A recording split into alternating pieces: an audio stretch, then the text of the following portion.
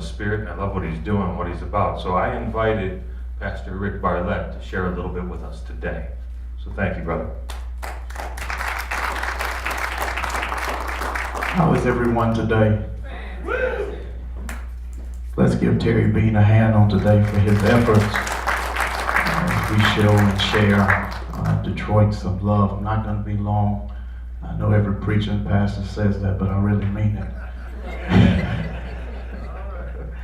If you would, do me a favor real quick. The Baptist side comes out of me every now and then, but could you just look at your neighbor real quick and tell them, if Detroit is to move forward,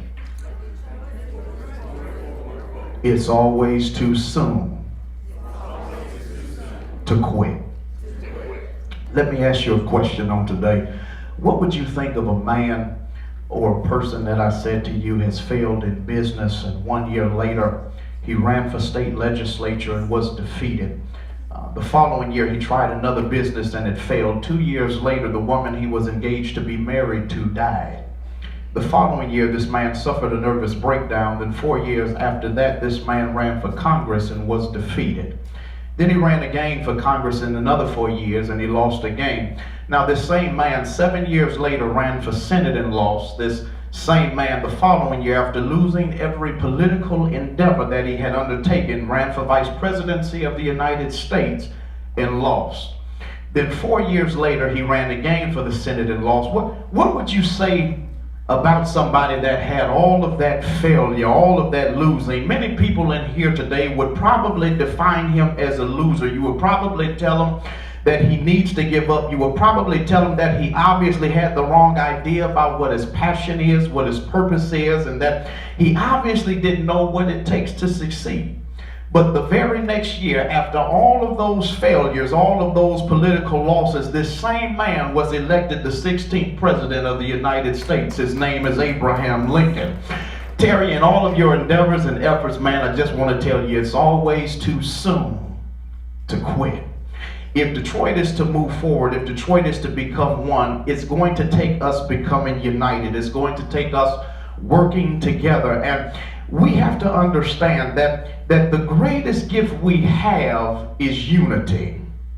The test of unity is not whether or not you can agree with somebody, but the testing of unity is not whether or not you can find someone that does everything you want them to do, but the test is how do you hang in there and become a part of those who you're called to be a part of and love them even when you don't like them. Some of you all will get that tomorrow about 10 o'clock. Every now and then you're called to be a part of somebody, and it takes a special, unique person. It takes somebody who doesn't mind being placed in the back, because sometimes in order to move things forward, we have to really understand unity. Sometimes unity is putting away the things that I really want for myself. Unity is putting away seeing me in front.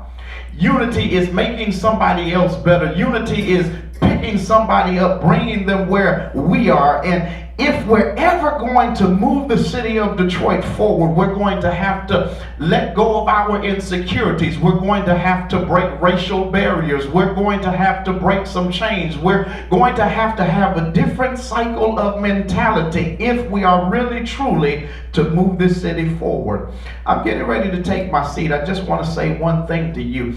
If a football team is unified, it does not mean that everyone's playing the same position.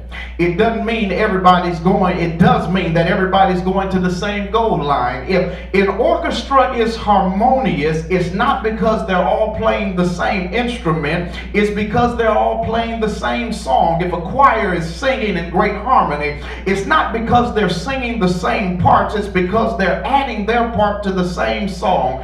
And it is the goal that produces unity. Drop by to tell you today, unity is not sameness, but unity has to do with the same purpose. So if you would, just one more time, don't look at the same person, but look at somebody else and tell them it's always too soon to quit.